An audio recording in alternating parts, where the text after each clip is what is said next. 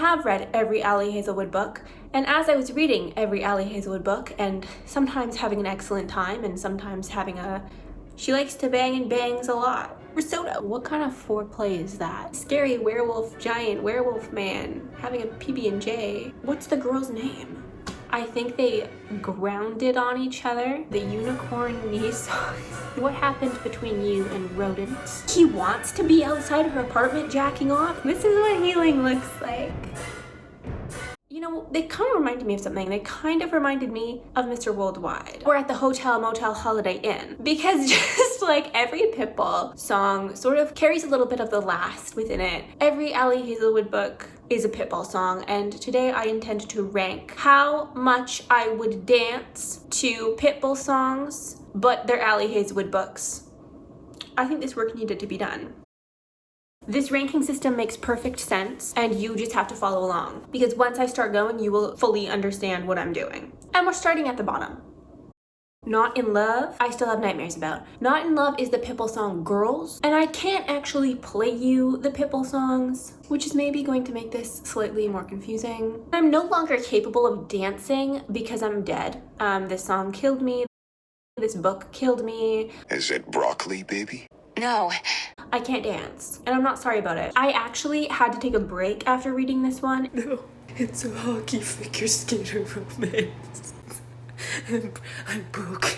Really was not vibing with it. Now, if I wasn't dead because the book was so bad, I would be dead because the male protagonist killed me. Eli Kilgore gives serial killer more than maybe any book I've ever read, even books that center on actual serial killers. That man's narration scared the heck out of me when he's like sitting outside her apartment jacking off, or like he wants to be outside her apartment jacking off. Go home. You have a job. Jobless behavior. And his name is Eli Kilgore. Eli Kilgore. And don't get me started on the continuity issues with this man's damn birthday. There's this whole thing about the driver's license. What's the girl's name? The lady protagonist has a picture of this man's driver's license. She mentions his birthday so many damn times. His birthday's like June 22nd or something. He's a Cancer. And they celebrate his birthday. They have a birthday party. Somehow him and the protagonist managed to make risotto in like 20 minutes from scratch, starting when your friends arrived for dinner. Moving on from the risotto, a couple chapters later, some of the people involved in the main conflict of the book, which is are like, oh, we'll have them finished when we get the bank statements, which we're getting on June 8th. And I'm thinking in my head like, oh shit, well, that's gonna be problematic because that's a whole nother year. It was just June 22nd. It was just Eli's birthday and we had risotto. Oh, actually, that's in 2 weeks. What do you mean? It's not in 2 weeks. You've mentioned that that man's birthday is June 22nd and then had that man's birthday on June 22nd.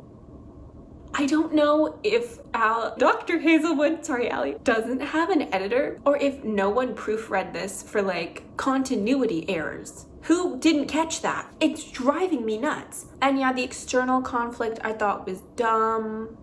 Corrupt company. It's still STEM, but it's like, what do they call it? Commercial? You're going commercial STEM. And what was going on with Eli's little sister and the best friend? Why was that a thing? It was mentioned so many times that she like thought his best friend was hot, the best friend who was in love with the one lady in the Ninja Turtle squad, but like the one that wasn't her husband. I don't remember that guy's name. And then it literally goes nowhere. So what was the point of having that side plot, Dr. Hazelwood?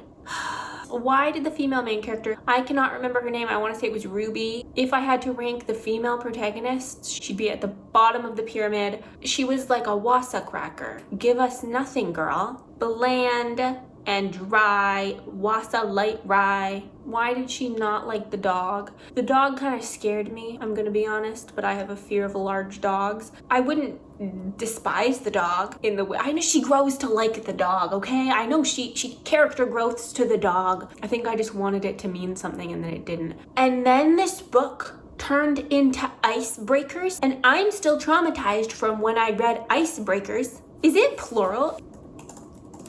I'm still traumatized from when I read Icebreaker Singular. And I wasn't ready for hockey player, figure skating romance. But the STEM edition, that I wasn't ready for or expecting. And when I heard it, I nearly gave up on everything. And then on top of skating and growing plants, her other hobby was being hypersexual. Is that a bad joke? I think she was trying to make Ruby different than the other Dr. Hazelwood protagonists. She's not like other girls. She's real tall and she likes to bang. She likes to bang and bangs a lot, which good for her. Get it, girl. But she was somehow still like every other Ali Hazelwood protagonist. If you know, you know. They always don't like penetrative sex. Ruby was just like all the other girls after all, until Eli Kilgore healed her with his magic. So I did cure you with the unique prowess of my magic cock. You have healed me. Speaking of his Preternaturally medicinal cock. the smut scenes did traumatize me. This was Dr. Hazelwood's foray into erotica? And I would like Dr. Hazelwood to never write erotica again. And I like smut, okay? Maybe I don't like smut. I like well-written smut. I don't like the word usage in this book at all. There are certain words that I do not want to hear in a sexy time scene. Unfortunately, they are most of the words that appear in Dr. Hazelwood's sexy time scenes. And this book, notoriously, I actually can't read. I listen to a lot of audiobooks. This is one of the ones that I got the audiobook for. And I regret it so much. It was, I felt so unsafe during all of the smut scenes. No offense to the man narrating this book, but this is also probably why he was giving me serial killer vibes, because he's scary sounding. It's like, I'm going to take you and hoard you. excuse me, what? So I was always hearing this scary man saying dirty things. It was a very odd experience, this book. It's definitely first person when Ruby's narrating, and it's not first person when Eli's narrating. It's third person. Dr. Hazelwood should have just gone with one or the other because this was confusing. Finally, we're moving on from that one. Welcome to Cruel Winter with you, perhaps the cruelest of the Dr. Hazelwood books, aside from Not in Love. We're doing this in Infinite Craft because I thought it might be fun to try and get Dr. Hazelwood. You'll see if I was successful or not. Cruel Winter is the Pitbull song Tequila. I want tequila. I have never heard tequila and been like, I want to dance. I hear tequila, very rarely, no one plays tequila, and I just want to slam my head into the nearest surface. I'm sorry, Pitbull. Tequila's not I'm sorry if tequila is your jam. It's not my jam. This book. The good things about this book, it's 2 hours long. I think it was exclusively released as an audiobook, much like the Gamer one. Depending on whether or not I can remember the plot and the characters' names, I will tell it to you. But this one, unfortunately, I remember. It's very, very fresh in my brain, and I hope that that doesn't last long. So this book is about Mike. No, his name's Mark. Mark and Jamie are sort of childhood friends. Dr. Hazelwood pitched this book to me personally as Friends to Lovers. Friends to Lovers Christmas book. The other Ali Hazelwood short audiobook exclusive book that came out in November, that one was more Christmassy than this one. That one had more festive vibes. I would say that was the Christmas book. It was not pitched to me as Mansfield Park, Wuthering Heights, weird pseudo-sibling cousin dynamic romance book. Can we please stop writing books like this? So Jamie is best friends with this girl named Tabitha. Jamie's family and Tabitha's family are very close. Tabitha has a little brother, Mark. Mark is 2 years younger than them. I believe this is the first time that the male love interest has been younger than the female protagonist. Oh my god. The way that this is introduced is that Jamie met Mark the day he was born. She saw him at the hospital before his sister. And she held him and was like, this is an ugly baby. I feel like it's an unspoken rule that two characters, if they're going to bang, they should not have held each other as babies. I just feel like that should be a rule. From that moment onwards, this book was a no from me. I am not dancing, lying down on the ground in protest. Jamie and Mark are both home for Christmas, and she has to go to his house to borrow a pan or something. And there's a snowstorm because they're in Illinois, and then the power goes out and she's stuck there. But most of this book is expository explanations of the past. After she holds him as a baby, they kind of grow up together. Obviously, they're very close. And the whole time, he's like, Jamie, I'm gonna marry you. Oh my God, they're in high school. The sister reveals that he has a box of photos of Jamie next to his bed. I have questions about this. Mainly, what year is it? How old are these characters? What is the setting? Because I'm unsure. He has a phone in high school. So when did he print out these pictures? Did he cut them out of things? And Jamie says, oh, you really like me. He's like, oh, I do like you, but it's only a weird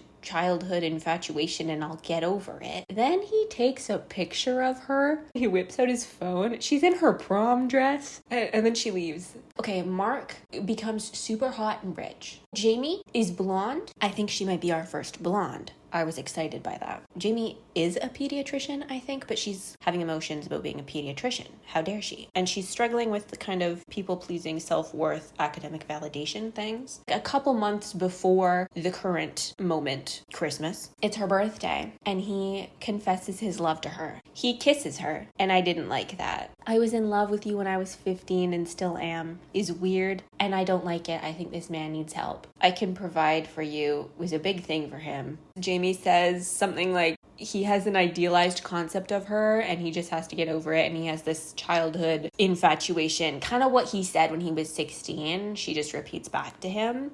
And I think this is completely reasonable and fair. I think she's not in the wrong.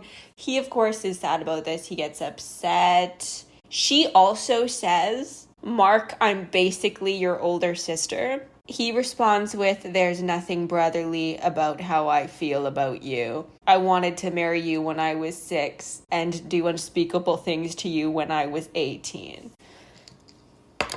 Her only response to this is that he's too rich and hot for her. I think she should have gone back to the brother thing. That was stronger.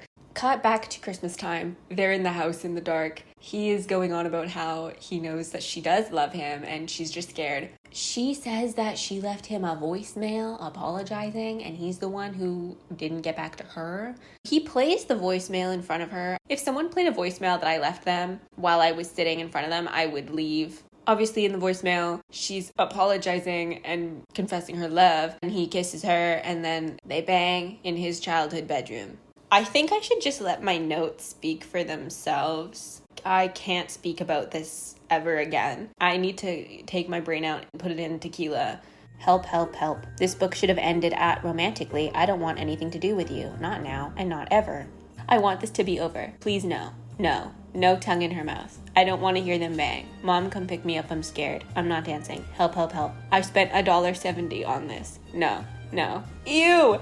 His sister has always known that you and I have a special relationship. She asks if the box is still next to his bed, and he says that the box has moved with him to every single address. No, no, no, no, no, no. His phone background is her in the prom dress. No, no, no, no, no, no, no. It's on 2 times speed now. Nothing in my life has ever felt less weird than staring at your breasts. Oh no. Oh no.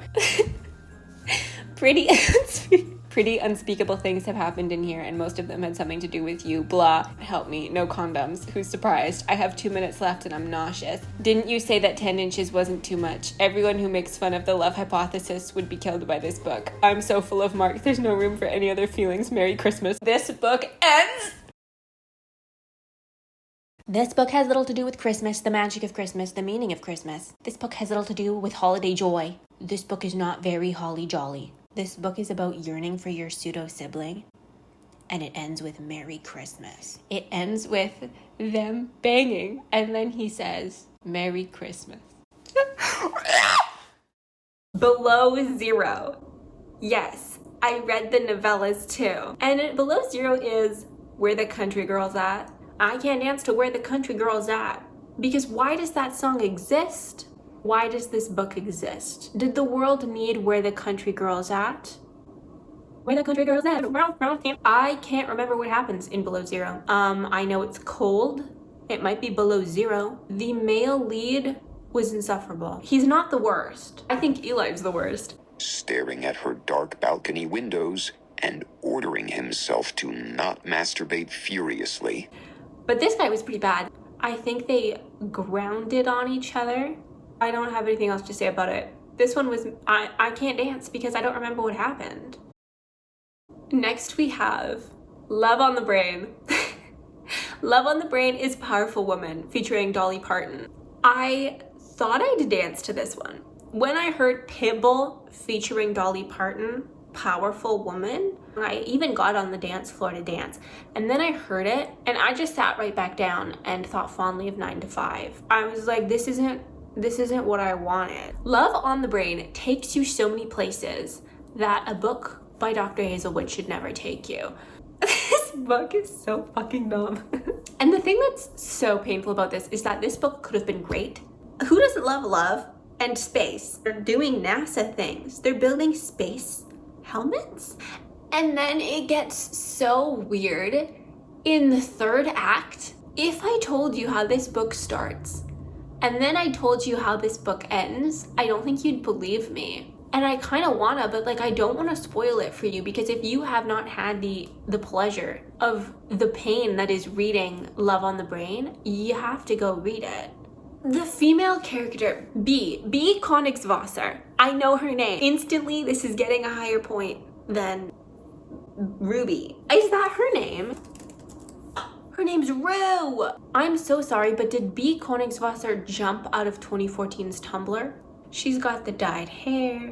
She's got the tattoos that sound really ugly. I'm sorry, B. I'm sorry, Dr. Hazelwood. The piercings. Every outfit she described sounded like something I would have seen.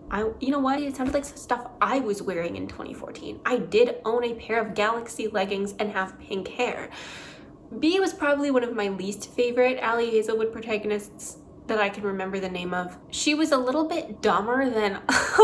B was a little bit stupid. I don't know, their whole relationship, she's just being really dumb about it. She's being dumb about who the person who's spying on them is. Is the person spying on them for Russians who are also making space helmets? Is that part of the actual book? Did I make that up? I feel like that's part of the actual book. Oh my god, this scene where they sleep together for the first time. Let me reenact this scene for you. They're having this conversation about how his BFF died in a rock climbing accident. Levi watched him crack his head on some rocks. Kind of takes care of that guy's wife and young child. Levi's telling her all about this. B gets up from her seat, says, "We're gonna build those helmets." And then they start making out. What kind of foreplay is that? That startled me. I wasn't expecting it to go like that. I liked the first half of this book. I liked when Dr. Hazelwood makes you think that Eli has a wife and a child, or an ex-wife and a child. I thought that was cool. I was like, oh, would have been so much more satisfying if the woman whose picture was on the desk was his partner and then she was the one who died. The angst, the drama, oh, the stakes instantly so much higher. I don't know why Ali nerfed it by making it his BFF who, like, why does that matter? I don't mean like, why does his BFF dying not matter, but like, and I genuinely think it was just because Dr. Hazelwood loves to make her male leads absolute simps for one girl. Those men will pine for decades. They will be abstinent decades waiting for the one girl who talked to them one time who they were rude to because they are socially awkward and don't know how to communicate that they like the girl. And the girls, although being incredibly smart, are also incredibly dumb. And then there's the gun chase. Yep. And this one too had continuity error issues. She runs a Twitter account and he runs a Twitter account and they're friends on Twitter and they've been chatting on Twitter for years without knowing who the other one is. I did like when he told her on Twitter what he wanted to do to her in real life, not knowing it was her. And she was like, ooh, that was kind of hot. You know what, Dr. Hazelwood, that is exactly the kind of nonsense that I'm here for. But with that, he tells her that he has a Marie Curie action figure with glowing beakers because she's obsessed with Marie Curie. And then in real life, not on Twitter, Twitter's not real life, Twitter's a simulation. She wants him to get her this like baby Yoda mug, but then in the end, he gives her a mug with a Marie Curie holding 2 beakers on it. But he gives it to her as if it's the thing he was talking about earlier. But the thing he was talking talking about earlier is definitely an action figure. So did he take a picture of his action figure and get it printed on a mug and then give that to her? Because that seems very complicated. But you know what? Levi would do that. Where does Levi stand? Levi is off-brand Adam. There is not a single man in the Ali Hazelwood cinematic universe who doesn't wear a Henley. So of course Levi wears a Henley. I like that Levi's a vegan who has cats and for some reason has like a 4-bedroom house but lives by himself. You could rent out some rooms, dude. We're in a housing crisis. Next, Stuck With You. Stuck With You is DJ Got Us Falling in Love. I'm subconsciously wiggling my feet. I don't really want to dance. But I'm also just thinking about the 2011 Minecraft remix, Revenge. So I'm too busy to dance. I'm thinking about better things. I'm a loser.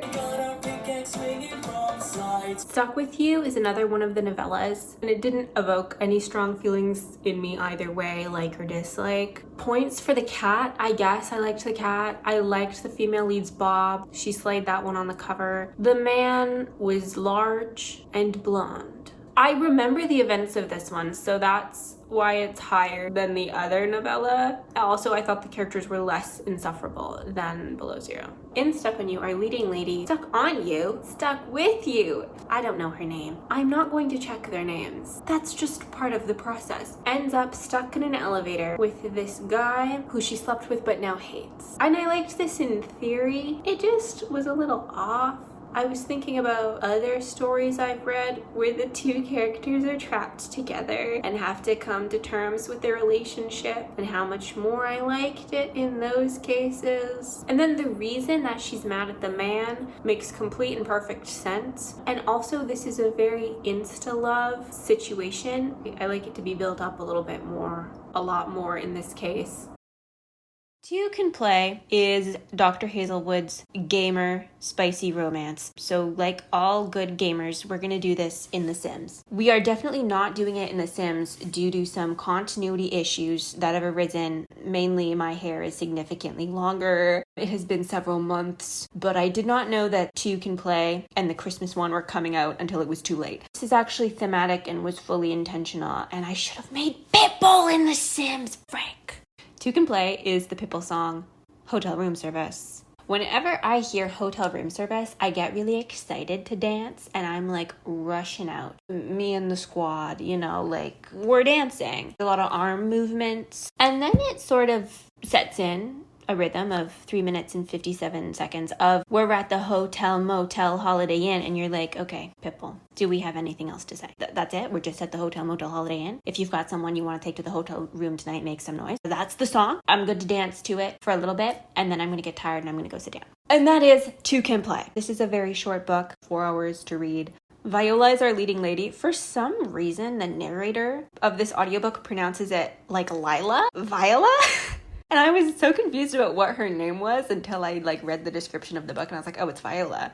The man is named Jesse. I remembered his name because I just looked at the sim that I named Jesse Andrews. Jesse Andrews and Viola Bowen are both video game developers. Viola works on more narrative-driven things and Jesse's the combat guy, but they're on different, they work for different companies and their companies are rivals. They're making this game, which is based off of this book series that Viola really likes. And because their companies don't get along, it's wintertime, they get sent to a little snow lodge. I was imagining To All the Boys for many reasons, but I was imagining the ski lodge, you know. And Viola's very nervous about this because she thinks that Jesse hates her. Boo-woo, we have never been here before. It's giving B. Königswasser. Viola had interviewed at this place that Jesse worked at, and the guy who was hiring was really rude to her. You know, women in male-dominated fields, especially video games, we know the toxicity. Jesse stood up for her, whatever, forms a little bit of a crush on him. The next time they see each other, he kind of acts like he doesn't know who she is, and she's like, what the freak? And then going on from that point, it's 5 years worth of sort of running into each other once in a while, and every time he's just really rude to her, and everyone's like, why does Jesse Andrews, who is a really nice guy, not like you? What did you do to him?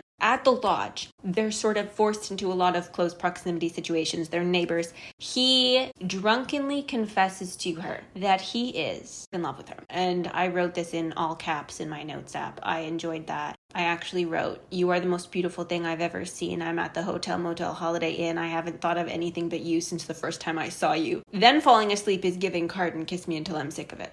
Okay, learn to use a period. I liked this book for most of the book. I was having such a great time right up until they started banging. No, up until after the hot tub, I was having a wonderful time. I love a lodge. I love winter time. I love snow. I love men in glasses. I love video games. This book was for me.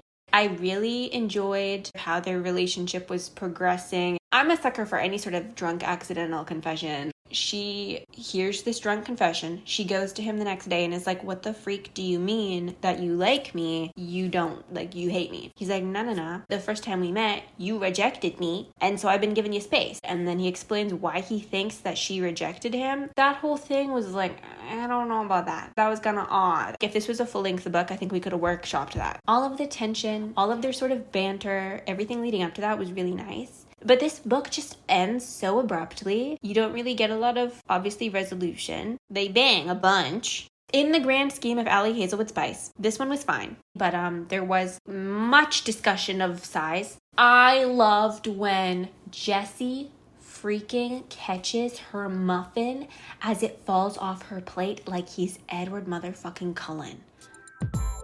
That was the highlight of the book for me. I applauded. And the man says this bizarre thing. He says that all apples taste the same. And I think he should go to jail for that. That takes away his glasses points. Them in the hot tub was also giving to all the boys. The amount of times that I struggled to get these Sims to stay in the hot tub, they did not want to be in the hot tub. And they stayed in the hot tub for 2 seconds. God. I thought that this was going to be about competitive video gamers. Like they're playing esports. I don't know why I thought that that's what this was about. It wasn't. They discussed their favorite games. There's a lot of talk about Red Dead. Oh my God. Gamer. There's a lot of talk about Red Dead Redemption 2. What are the other games that are mentioned? Oh, they 69. So the games they mention are Red Dead Redemption 2, Bloodborne, and Persona. Oh, and Mario Kart. I thought there'd be like a Dragon Age reference because it was brought up a lot in Czech and Mate. I'm not asking for Ready Player 2, okay? I don't want that. Considering that they're making sort of a fantasy RPG, I don't know, maybe a little bit more. What are my best games? The Sims 3, The Sims 2, and My Sims Racing. To be clear, I like Red Dead. I like that you can ride a horse. I have never played Persona. I'm a fake gamer. Oh my God. My other favorite line of this book, "I'm gonna key his PS5. That just really hit for me. It's just silly enough. 2 can play, much like hotel room service. I was really hyped for it for a little bit. If maybe there was something else to keep it going, you know, a little bit of something extra in there, I think I would have been dancing harder and longer. That was a poor choice of words. We're entering mid-range. So this is where it starts to be more clear that I'm enjoying myself. Because I am enjoying myself during all of these except Not in Love. Staring at her dark balcony windows and ordering himself to not. That was actively traumatizing. Under One Roof is Timber. I'm head bobbing. I'm absolutely head bobbing to Timber, but it's also a bit of a reluctant head bob because of my Timber related trauma, which is also my Pitch Perfect related trauma. And that's why Give Me Everything isn't on this list. Timber gets a pass because, you know, Pitch Perfect 2, not as close to my heart as Pitch Perfect 1. I enjoy that Dr. Hazelwood tried something different with this one because the man was the virgin. The man was also, I believe, demisexual, some flavor of asexual, and I loved that for him. Okay, if Levi is like a Walmart Adam, then this man was the Canadian no-name brand Adam. And that's also because he doesn't have a name in my brain. I don't know who he was, but I remember the female lead had red hair. I enjoyed their relationship. I thought they were cute. This one loses points a little bit just because the smut was so sudden and aggressive. I did do a little scream. There's penetration happening before they kiss. There's nothing wrong with that. I was just like, Under One Roof was essentially a forced roommate situation, which I've enjoyed in the past. Female protagonist is left her supervisor's house. Like, her supervisor dies, she leaves her house. But it turns out someone already lives there. It's the supervisor's nephew, I want to say. He's a little bit dark and brooding, angry lawyer man. So he really doesn't like her because she's just moved into his house. She really doesn't like him because he's an asshole. I really liked how drawn out it was. They're watching The Bachelor and eating takeout, and it's all very cute. The novellas are take it or leave it for me. They're not an essential Dr. Hazelwood read. I don't really know why they exist. Something that I will say about all of Ali's books is that she writes female friendship in a way that I find quite compelling. I love reading female friendships though, so the heart of the three novellas is that it's like three girl best friends and then kind of just the losers that they end up with. Oh, Under One Roof had me giggling and kicking my feet. I was head bobbing to timber. We have officially reached a point where I own physical versions of these books. Fireball is Bride. I didn't want to dance to Fireball. It's Fireball by Pitbull. But here I am on the dance floor, going a little crazy for Fireball. I'm thinking about Jenna Marbles. Not me holding Bride and being like, I'm thinking about Jenna Marbles. No, I'm sorry, Jenna. I'm thinking about Jenna Marbles in the Fireball music video. And just how much fun it looked like Jenna Marbles was having in the Fireball music video, and I want to have that much fun, and I'm having that much fun reading Bride. There was nodding. There was a lot of sniffing. This is exactly the kind of nonsense I want. It's a supernatural, forced marriage, vampire werewolf romance. And I'm not going to dance? Sir, tell me why there's political tension. Tell me why there's gang warfare, but among like packs? Tell me why there's werewolf vampire wars. That's not why I'm here. Something I love about romance. I love internal conflict. I love when people suffer. And they are suffering internally a little bit, but there are people getting kidnapped. There are people being murdered. This book has external conflict. Excuse me, Dr. Hazelwood, why was there a fade to black werewolf versus vampire fight? You Bride. I respect her world building. I actually enjoyed the way she built the vampire lore. This book has lore. Is she setting up other books in this universe? Because honestly, I'd eat that up. It seemed like she was doing a lot of world building work if it's just going to be Bride. Because then I'm concerned, why did we spend that much time talking about that stuff and not more time with Misery and Lo? Like, to stay on track. The male love interest, Lo, is Cardboard Cutout Man. In my head, I was picturing He Who Must Not Be Named from Buffy. Yeah, Cardboard Cutout Action Boy is what Lo Moreland was giving. And I really liked Misery, distinguishable from the other protagonists. She's a little bit dark, a little bit sarcastic. I like that Misery sleeps in a closet. I thought that was funny. And Misery loves peanut butter. This book has peanut butter and nodding. That's the stupidest thing I've said. There's that part where the man is making a peanut butter and jam sandwich in the kitchen. I wanted him to be eating the sandwich because just a scary werewolf, giant werewolf man having a PB&J at midnight. But it was for his, again, the child he cares for, who is not his child. Overall, I was laughing, having a great time. Also, like, I just like vampires. This right here is my favorite thing ever. In the history of forever. I think about this every day. I think about this all night long. I stay awake, not sleeping, because I'm thinking about this.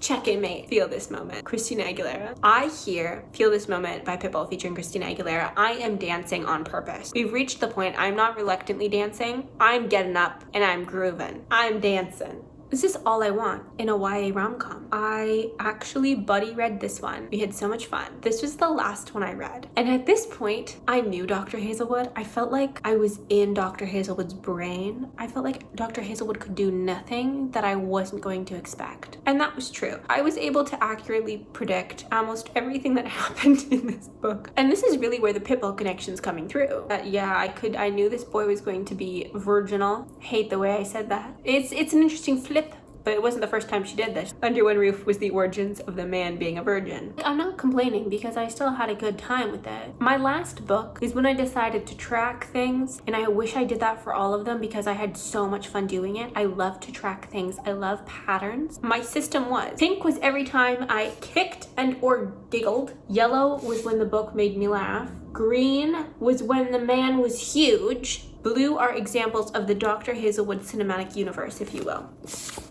He's a big, tall man. Who would have thought? Baby Adam. As you can see, I laughed with this one a lot. I definitely didn't have to come back here and say some more things about some of these books because I really just said stuff like I like chess, Mallory, and Nolan. I liked their dynamic. I liked their relationship. Mallory is really great at chess. She was a chess prodigy, but she doesn't want to play chess anymore because of her daddy issues. Don't we all? But then she accidentally plays in a chess match against Nolan, who is the hottest shit in the chess world. He is baby chess genius hot boy. He can't stop thinking about them playing chess. And chess definitely isn't a metaphor for anything at all in this book. So she ends up playing a lot of competitive chess because it makes money and her family needs money. Her dad walked out on them and then died. Her mom is sick. And she has 2 little sisters. And just like I enjoy the best friends dynamics, the sister trio was also very entertaining. I like when Nolan goes over to their house and just eats a whole bunch of meatloaf. Like he just kind of shows up. And then they mention this so many times that he just like ate so much. A giant tall man. I get what Allie was going for with trying to make it clear that Nolan and Mallory are Gen Z, but it got a bit grating. I suppose I'm a zillennial. There was one too many mentions of TikTok. The fact that Nolan was the one who paid for her to get into the competition, that's classic Allie Hazelwood love interest behavior. I don't know. And yeah, Mallory gets really mad about it and temporarily breaks up with him. I really like the ending of this book. I like that they keep playing chess. I like chess. I'm practically Anya Taylor-Joy in the chess show. I'm playing chess. Oh my gosh, Kingslayer. Someone's going to come in here and say that I don't know how to play chess. So I just have to make it abundantly clear that I'm a dumb girl with a tiny chess box. My dancing's getting a little out of hand. I'm dancing, capital D dancing. Time of our lives. Love, theoretically. I had so much fun. This was also my first. You could say that in the Dr. Hazelwood world, I am the male lead, and this is the first girl that I loved. I'm going to pine for her. It has tension, rivalry, angst, yearning. All the things that I love, okay? Elsie has a PhD. Elsie also has several jobs, struggling financially because grad school ruins your life. Elsie and her BFF Cece live together and there's a hedgehog. On top of teaching at several universities, one of Elsie's jobs is she's like a fake girlfriend. And one of the people she pretend girlfriend dates is Jack's brother, and he's asexual. I don't think I've ever seen as much representation of asexual, aromantic, demisexual people as I have reading the Allie Hazelwood books, and that's been just so lovely. Elsie and Olive describe their sexuality in similar ways. It's so nice to read books where the characters aren't just experiencing attraction in this normative way that you so often find in romance books. But obviously Jack's like really horny for her. He kind of hates himself. She thinks he hates her. I'm gonna eat it up. Twist. Elsie's interviewing for this job at MIT. She gets to the interview. Jack walks in. Jack's on her like committee of people deciding if she'll work there or not. It's actually much more complicated. So many side plots in this book. There are things happening out in the world that are influencing how the characters act in terms of the different kinds of physics. The asshole guys and the whole Jack publishing the paper that ruined Elsie's supervisor's life, but it was revenge for his mom because Elsie's supervisor is terrible. Yeah. The heart of all of that conflict is internal. It's between theoretical and experimental within themselves. Yes! I love it. There's a lot of him being like, you look so hot in that pencil skirt. I really like the angsty moment that is when Elsie meets Jack outside the theater and he's with his BFF. This is another classic Dr. Hazelwood move. The man always has a girl BFF, and the love interest protagonist always thinks it's his girlfriend. It happens in Under One Roof, Czech and Mate, Bride. Oh, Love on the Brain, unfortunately. And this one. And that's when she finds out that she didn't get the job. She just runs away into the snow. Elsie and Cece. I love the female best friends dynamic. They're just so cute. They're so silly goofy. I liked Elsie. I thought she was fun. Jack was a little bit of an asshole. At least Elsie tells Jack he's an asshole. I think sometimes the men just get away with being assholes. And in this case, she was like, nah, don't you pull that patronizing shit on me. I can tell Jack apart from the other guys. I would not say that he's an Adam variant. I might say that because Adam and Olive make an appearance in this book. A little Dr. Hazelwood Cinematic Universe moment. Jack Smith's not like other guys because yeah, he's tall and giant and huge and into STEM and is kind of an asshole, but he's also blonde. He's also blonde and has tattoos. But now we have come to something else that I noticed during this journey, and that is what happened, Dr. Hazelwood, what happened between you and rodents? Because why are there multiple rodents in these books who the female lead has beef with? This one, Czech and Mate. There's a weird thing with the mice in another book. What was going on there? Not to say that all women's writing is autobiographical, but the hatred for the small rodents feels personal. I'm not going to not say that when Elsie passed out because of the cake, and then Jack carried her, I'm not going to say that I wasn't pleased. And I liked how prominent Twilight was. But I don't like that he wanted to eat her out instead of watching Twilight with her. I don't have a physical copy of the book I put in first place, and that's a crime. No, it's not first place. This is a sliding scale. This isn't a numbered list. This is a numbered list in disguise. The Love Hypothesis. It's the only one it could have been. It's the Love Hypothesis. Olives. Get it? On the Floor by Pitbull featuring J-Lo. Actually, that might be On the Floor by J-Lo featuring Pitbull. Did I break my own scale? I am the scale. Is it J-Lo? Who? I mean, we know. Is it J-Lo? Yeah. Is it Pitbull? Yeah. But if this song reaches me from my place within the depths of the club bathroom line, I am sprinting out. I don't care how badly I need to pee. I'm sprinting back out onto the dance floor and get down to this song. I'm getting on the floor. The girls who get it, and that is the Love Hypothesis. It's published Raylo fanfiction. Yes, it's paced episodically like most fanfiction. And so what? I don't care. I had a great time. I drank the Kool-Aid and I liked it. I read this book on a flight and I was smiling so widely and like uncontrollably, hoping that no one else was looking over at me. That is the power of the Love Hypothesis. I had a lot of fun figuring out which character was which Star Wars character. It added a whole new level of engagement. I want more books to be published fan fiction. Were a lot of the characters dumb as shit, even though they're supposed to be really smart? Yeah. And you know who else is dumb as shit, even though they're supposed to be really smart? Dr. Hazelwood she did what Disney was too afraid to do on 2 counts. She got Kylo and Rey to fuck, first of all. Second of all, she got Poe and Finn to fuck. Dr. Hazelwood, this is healing. This is what healing looks like. For that, we should let her write whatever she wants for the rest of her life, except Not in Love. Please, Dr. Hazelwood, no more Not in Love. Staring at her dark balcony windows. No more adult erotica. Adam is a professor. Olive is a PhD student. Everybody is afraid of Adam because he is tall, scary man who is very mean to his students.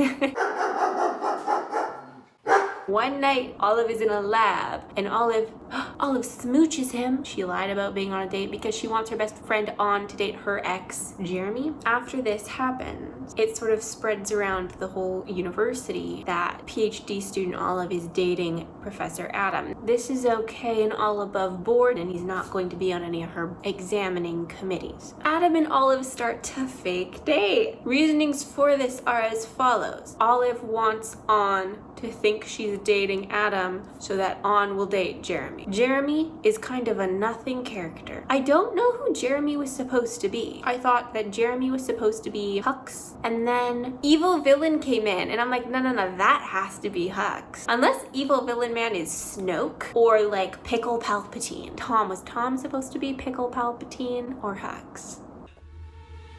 Naval. Navy! Either way, I don't know who Jeremy was. I feel a little bit bereft because that means that I don't have a complete Star Wars love hypothesis character match map. Adam's reasoning, he says, is that he wants the school to know that he's serious about staying there because he doesn't have a wife, he doesn't have kids, and he's really young and he's really good at what he does, so he's a flight risk. So he's like, if I'm dating you, then they're gonna give me my money that they won't give me because they think I'm leaving. We know this is a sham. We know Adam is in love with Olive. We know this because he just lets her do whatever nonsense at any time. Putting on sunscreen, sitting in his lap in a crowded lecture hall.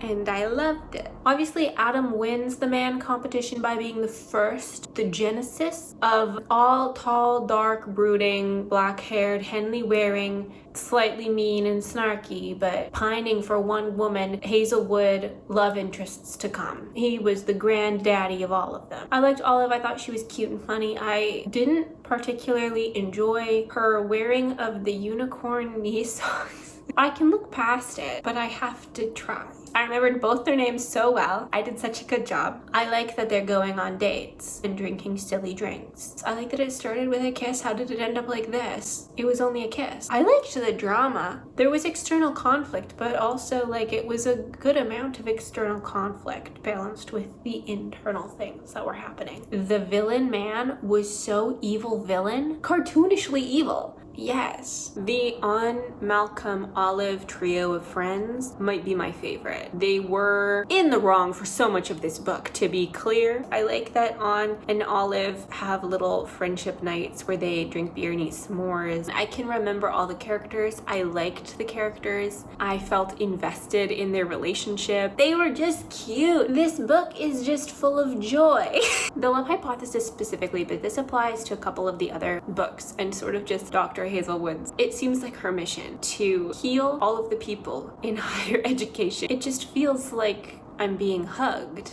I'm gonna be a little bit honest and vulnerable. I was having a conversation with a group of people who are actually in STEM, and they were discussing what books they were reading, and they were all reading books that I'd say are categorized as capital L literature, and I didn't feel like I particularly had anything to say about the kinds of books they were talking about, because even though at this point I had 3/4 of a master's degree in English, I've read a lot of capital L literature, but I don't read it for fun. I enjoy doing critical analysis. For fun time, I'm reading fantasy, I'm reading sci-fi, I'm reading my new love, which is romance. So when the conversation circled around to me, so Clea, what are you reading? And I said, well, I've been reading a lot of romance. The vibes were off, but someone asked me, oh, what kind of romance? Like book talk? Are you reading the love hypothesis? It kind of killed the conversation about books. And I don't mean this to be a big crusade against capital L literature.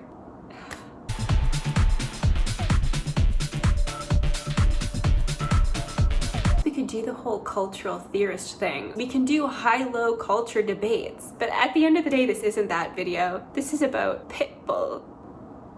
A lot of times I just do things out of spite, and this began in spite and it ended with joy and love in my heart, and that's really the takeaway.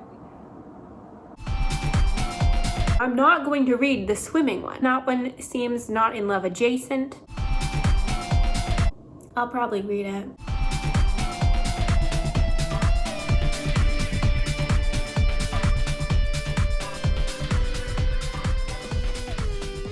The lack of protection in almost all of these books stressed me out so much, but it makes Bride make so much sense by the time you get there.